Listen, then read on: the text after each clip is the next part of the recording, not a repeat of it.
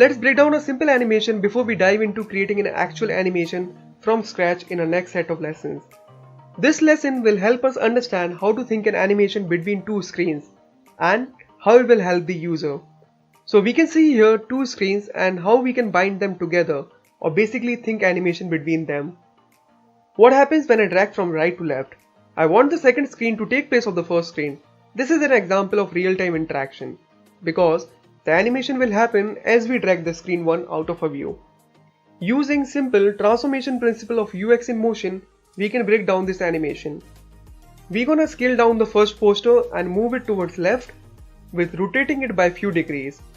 And we're gonna do the reverse for second poster, that is, scale it up and move it towards right and rotate it such that it is vertical in the center of the screen. What happens with the details or content of the movie when the user drags it? The content simply slides to the left and the next set of content takes its place. That's it. Let's see the terms we have discussed before with respect to this animation. Principle used here, transformation, object property changes here, position, scale and rotation. The main trigger being used here is dragging, and what kind of interaction it is, real time or non-real time. It is a real time interaction. And what is the response here? As the user will drag towards left, the poster will also move towards left.